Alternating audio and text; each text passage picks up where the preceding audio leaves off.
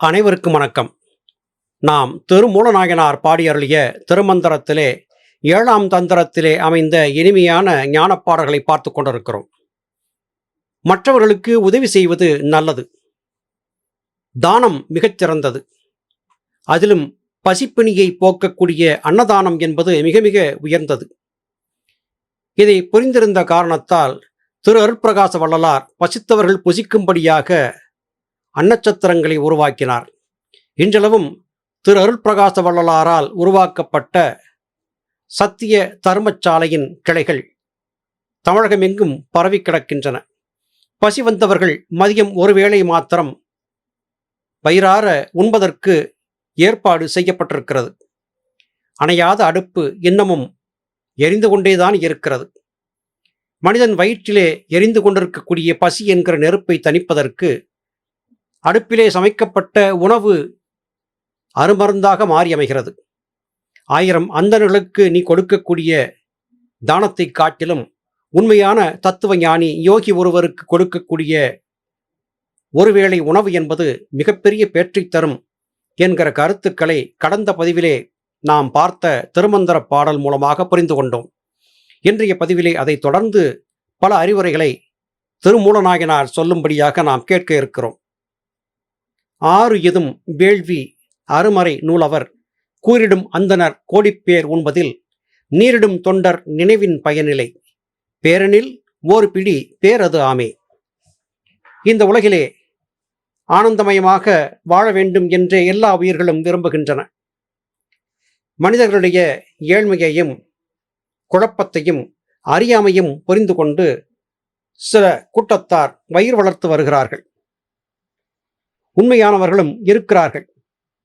உண்மைக்கு மாறாக பொய் சொல்லி திரிபவர்களும் இருக்கத்தான் செய்கிறார்கள்.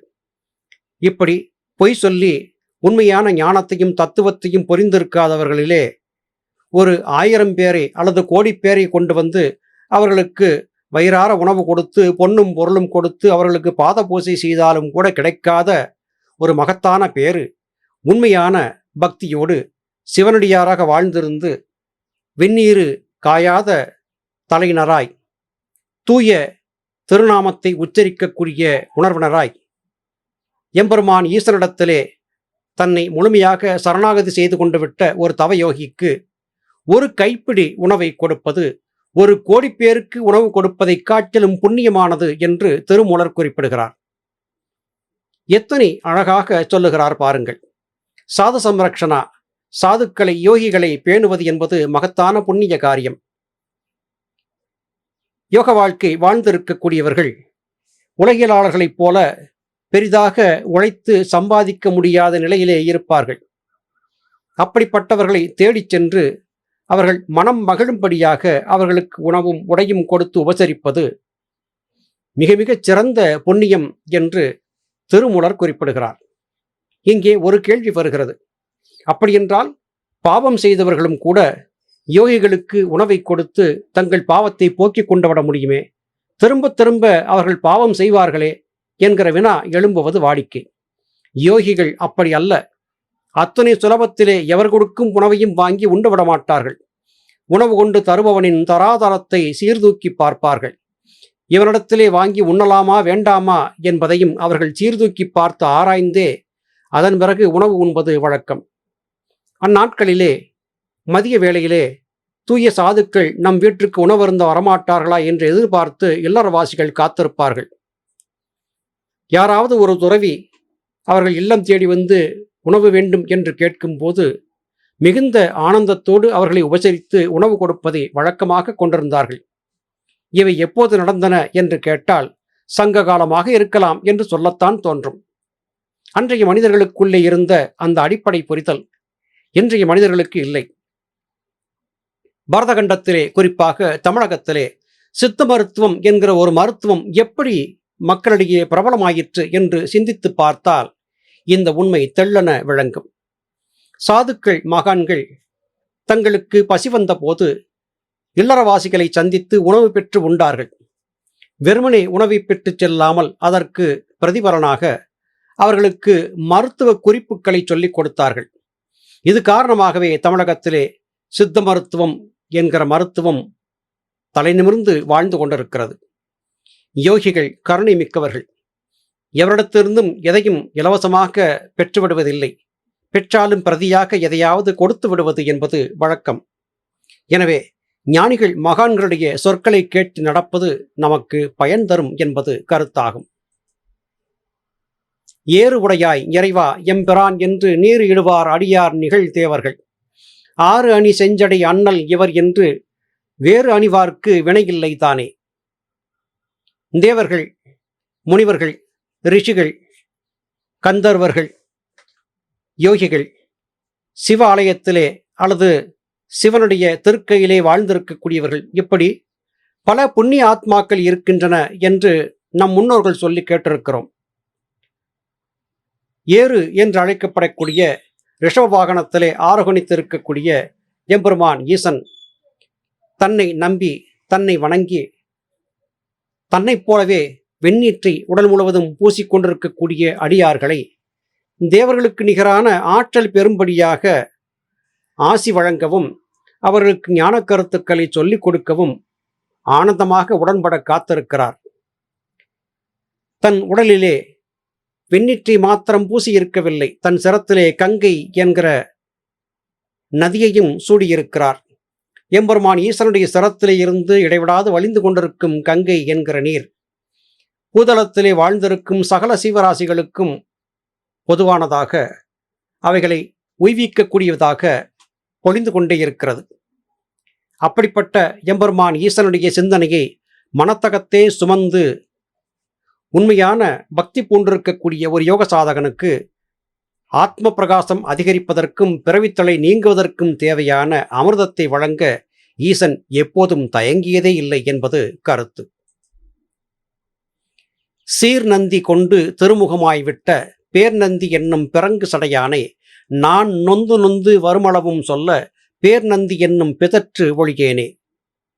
அழுத பிள்ளை பால் குடிக்கும், குழந்தையும் தெய்வமும் கொண்டாடியவர்களுக்கு என்றெல்லாம் தமிழிலே வழக்குச் சொற்கள் உள்ளன. யானே பொய், என் நெஞ்சும் பொய், என் அன்பும் பொய், ஆனால் வினையேன் அழுதால் உனை பெறலாமே என்றே நம்முடைய முன்னோர்கள் பாடி மயங்கினார்கள். திருமூலரும் இதே கருத்தையே சொல்லுகிறார். எம்பெருமான் ஈசனுடைய திருநாமத்தை ஒரு பைத்தியக்காரன் இடைவிடாது ஒரு சொல்லை பிதற்றிக் கொண்டே இருப்பதைப் போல இடைவிடாது பிதற்றிக் கொண்டே இருக்க வேண்டும். அதுவும் எப்படி சொல்ல வேண்டும்? நொந்து நொந்து சொல்ல வேண்டும், கசிந்து உருக வேண்டும். காதலாகி கசிந்துருகி ஓதுவார் தம்மை நன்னறிப்படுத்தக்கூடிய வேதம் 4 மிகச்சிறந்த நமசிவாய என்கிற நாதத்தை நான் மறவேன் என்றெல்லாம் திரு ஞானசம்பந்த பெருமான் பாடியதும் இதைத்தான். நமசிவய என்று சொல்லிக் கொண்டிருந்தால் இவை கிடைத்து விடுமா என்றால் இல்லை. நமசிவய என்கிற அந்த 5 எழுத்து மந்திரத்திற்கான பொருளை பொறிந்து உச்சரிக்க வேண்டும். பொருள் என்ன? ந என்பது நிலம், ம என்பது நீர், சி என்பது நெருப்பு, வ என்பது காற்று, ய என்பது ஆகாயம். வேறு எங்கோ இல்லை, இது எல்லாம் நமக்குள்ளேதான் இருக்கிறது. காற்றை கொண்டு கனலை எழுப்பி நம் தேகத்திற்குள்ளே இருக்கும் ஈசனை மகிழ்விக்க வேண்டும். அண்ணாக்கு பாதை வழியாக காற்றை ஊதி சங்குநாதத்தை கிளப்ப வேண்டும். இப்படிப்பட்ட காரியத்தை செய்யக்கூடிய ஒருவன் தொடர்ச்சியாக பயிற்சி செய்யும் போது உடலிலே பற்பல விதமான நோய்கள், தொல்லைகள், பிணிகள் ஏற்படும். உடல் நொந்து போகும். காகபுஜண்டர் பெருநூல் காவியத்தில் இதை பற்றி நாம் தெளிவாக வாசித்து அறிந்திருக்கிறோம். உடல் நொந்து வலிக்கும், வயிறு நொந்து, குடல் புரண்டு, வாயுவால் உருமி, தலை கனத்து பற்பல விதமான துன்பங்களை எல்லாம் சந்திக்க வேண்டியிருக்கும். இப்படிப்பட்ட நொந்து போன நிலை வந்த போதும் கூட ஈசனை நொந்து கொள்ளாமல், ஈசனே என்னை காப்பாற்று, பராபரமே என்னை கடைத்தேற்று என்கிற சொல்லை விடாமல் பிதற்றிக் கொண்டே இருக்க வேண்டும். கடும் சுரத்தின் காரணமாக சன்னி வந்தவன் பிதற்றிக் கொண்டே இருப்பதை பார்த்திருக்கிறோம். ஏதோ வார்த்தைகளை சொல்லி பிதற்றிக் கொண்டே இருப்பான். சன்னி தீரும் போது இந்த பிதற்றல் நின்று போகும். அதுபோல இடைவிடாது எம்பெருமான் திருநாமத்தை உச்சரித்துக் கொண்டே இருக்க வேண்டும். பிதற்றுவதைப் போல இடைவிடாமல் உச்சரித்துக் கொண்டே இருக்க வேண்டும் என்று திருமூலர் குறிப்பிடுகிறார். உடல் நொந்து போனாலும், மனம் நொந்து போனாலும், பிறவி கசந்து போனாலும் நீங்கள் சொல்லக்கூடிய ஈசநாமத்தை நிறுத்திவிடாதீர்கள் என்று திருமூலர் எச்சரிக்கிறார். ஈசன் சோதித்த பிறகுதான் பலன் கொடுப்பார் என்பது மரபு. அழி தகவு இல்லாத அரண் அடியாரே தொழுதகை ஞாலத்து தூங்கிருள் நீங்கும். பழுதுபடா வண்ணம் பண்பனை நாடி தொழுது எழ வையகத்தோர் இன்பமாமே. உலக வாழ்க்கை வாழ்ந்து கொண்டிருக்கக்கூடிய இல்லறவாசிகளுக்கு திருமூலநாயனார் ஒரு அறிவுரையை சொல்கிறார். இல்லறவாசிகளே, ஞான சாதனத்தை பழகி மேன்மைப்படுவதற்கு உங்களுக்கு ஞானிகள் குருமார்களின் சமீபம் தேவையாக இருக்கிறது. உங்களுடைய உலகியல் சார்ந்த உங்களுடைய தொல்லைகளுக்கான தீர்வையும் ஞானிகள் கொடுப்பார்கள். உங்களுடைய பிறவித்தலையிலே இருந்து விடுபட்டு தூய ஞானத்தை பெற்று முத்தி மோட்சத்தை பெறுவதற்கான பாதையையும் ஞானிகள் காட்டிக் கொடுப்பார்கள். தூய ஞானி யார், அஞ்ஞானி யார் என்பதை நீங்கள் ஆராய்ந்து பார்த்து தெரிந்து கொள்ள வேண்டும். மனதிலே எந்தவிதமான களங்கமும் இல்லாமல் பழுதுபடாத சிந்தனையோடு இருக்கக்கூடிய தூய ஞானிகள் துறவிகளை நாடிச் சென்று அவர்களுக்கு பணிவிடைகள் செய்து அவர்கள் அன்பிற்கு பாத்திரமாகினால் உங்களுடைய இந்த பிறவித்தலையிலிருந்து விடுபடுவதற்கான வழியை அவர்கள் சொல்லிக் கொடுப்பார்கள் என்று திருமூலர் இங்கே குறிப்பிடுகிறார். அழிந்துவிடக்கூடிய இந்த உடல் வாழ்க்கையிலே ஆன்மா என்பது அழியாமல் இருந்து அடுத்தடுத்த பிறவிகளை எடுத்துக்கொண்டே இருக்கிறது. ஆனால் அடுத்தடுத்து எடுக்கக்கூடிய பிறவிகள் துன்பத்தை தரக்கூடியவையாக இருக்கின்றன. இந்த பிறவித்தலையிலே இருந்து விடுபட்டு முத்தி மோட்சம் பெற வேண்டும் என்றால் ஞானிகள், குருமார்கள், சித்தர்கள், முனிவர்களை விட்டுவிடாதீர்கள், கைவிட்டு விடாதீர்கள். அவர்களை தேடிச் சென்று அவர்களுக்கு தேவை என்னவோ ஒருவேளை உணவு, அதை மாத்திரம் கொடுத்து விட்டால் மனமகிழ்ந்து உங்கள் விருப்பத்தை கொடுக்க அவர்கள் காத்திருப்பார்கள். நல்ல சுத்தமான தூய ஞானிகளை தேடிச் சென்று அவர்களுக்கு உதவுங்கள். அது உங்களுக்கு பிறவித்தலையிலிருந்து விடுபடுவதற்கான வழியை காட்டிக் கொடுக்கும் என்று திருமூலர் குறிப்பிடுகிறார். நல்லது சகோதர சகோதரிகளே, மீண்டும் அடுத்த பதிவிலே உங்களை சந்திக்கிறேன். அதுவரையிலும் நன்றி, வணக்கம்.